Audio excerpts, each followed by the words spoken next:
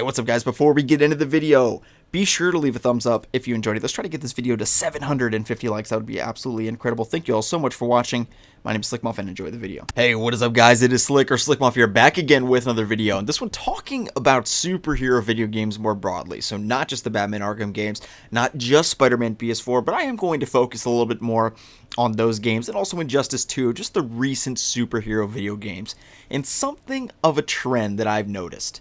And that is that the DLC for all of these superhero video games hasn't been that great. Now, Spider-Man PS4 had a pretty solid DLC circuit, in my personal opinion. I think that it was not terrible by any means. But let's also look objectively at some objective empirical measures of what we can look at here for superhero video game DLC. So take Injustice 2, which had a $40 season pass.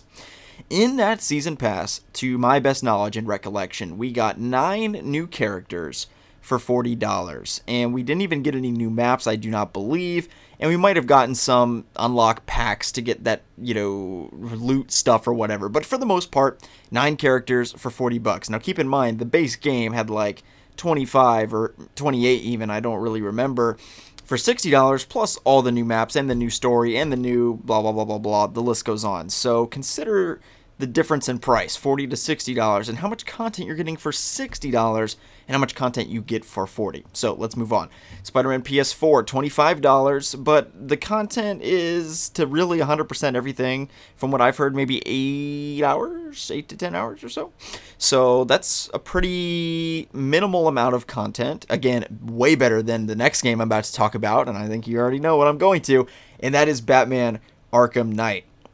With Batman Arkham Knight, the longest DLC was like 40 minutes, which was the Batgirl DLC. And no, Kotaku, it did not take 2 hours. Thank you very much. And if you combine all the DLC, now all the other DLCs, like the Nightwing DLC, the Robin DLC, were all 10 to 15 minutes. When you add it all together, it's 2 hours for 40 minutes, so this is by far the worst deal. Now, you do get some skins mixed in there, but a lot of the coolest skins, if you remember, like the BVS skin, like the Dark Knight skin, were actually free, and some of the lamer, really weird skins that no one really wanted were included in that $40. But even then, looking at story content alone, $40 for 2 hours is absolutely atrocious, even if we get a new playable character in Batgirl. And let's look at this even deeper. Look at the more of how we're not getting great content from superhero DLC. Batgirl has hardly any unique abilities. Her spin wheel, or excuse me, her ability wheel, whatever you want to call it, is basically Batman's, just with less gadgets. She has no new gadgets that I can remember.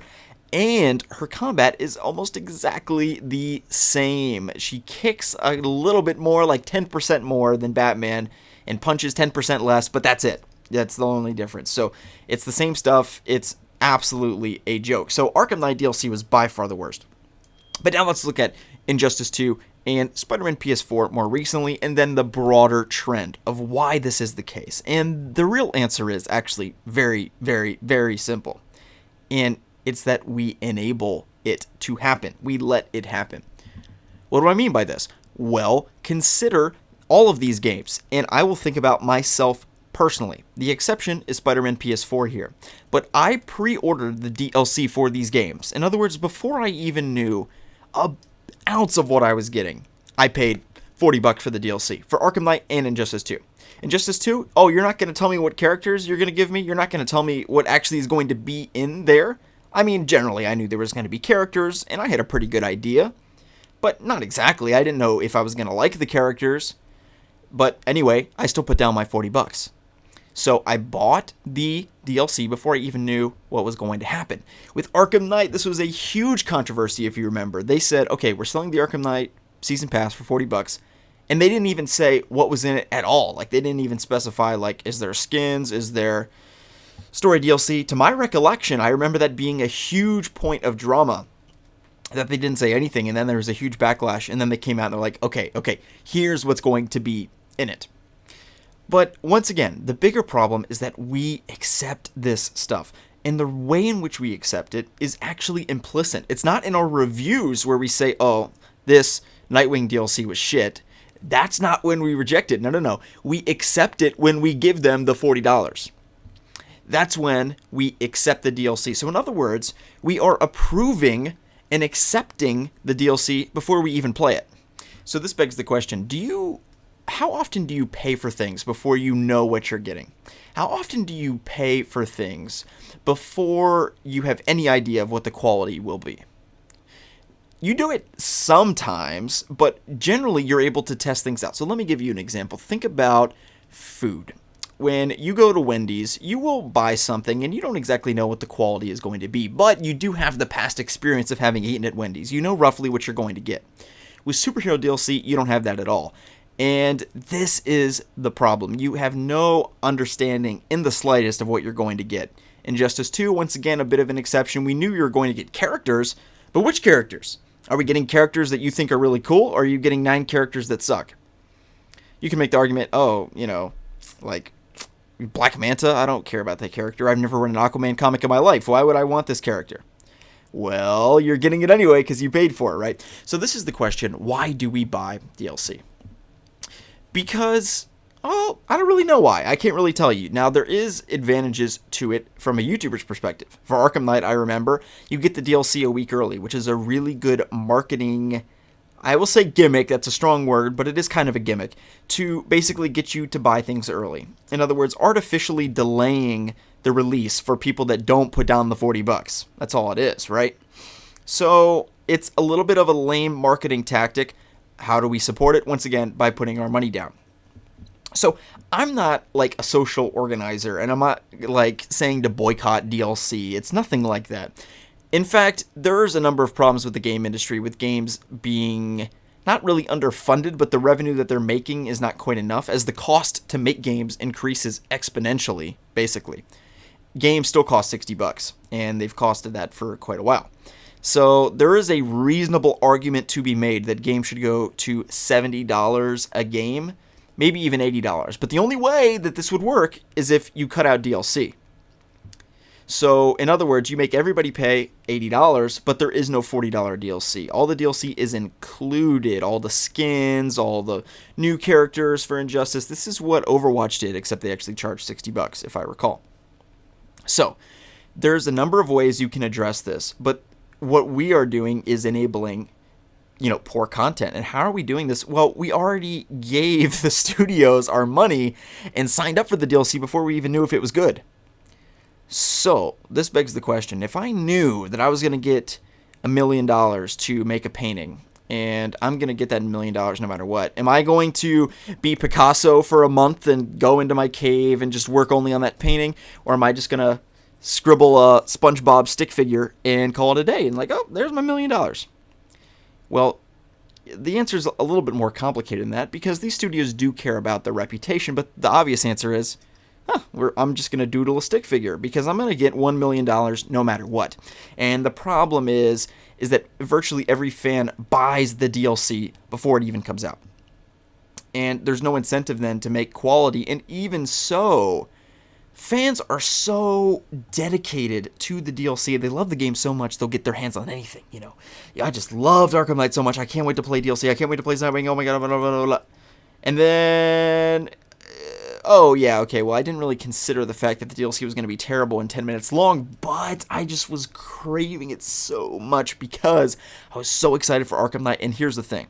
You ordered the DLC before you even played the game. Your hype was so high before the game came out, and what is that? That's all marketing. So I'm not a conspiracy theorist. I'm not a boycotter or like a social organizer of like, oh, boycott DLC.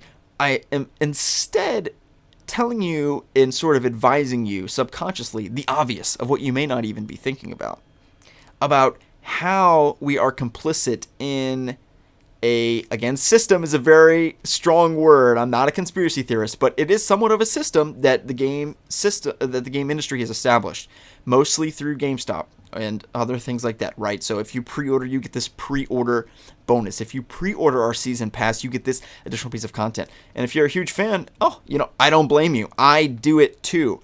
Like, oh, I really want that skin, and all I got to do is put down this pre-order early? Oh, that's pretty sweet. And it's a little tricky to change, but it's important to voice your opinions when you see things that aren't good. And the fact of it is, Spider-Man PS4's DLC, much, much better than I was expecting, to be honest.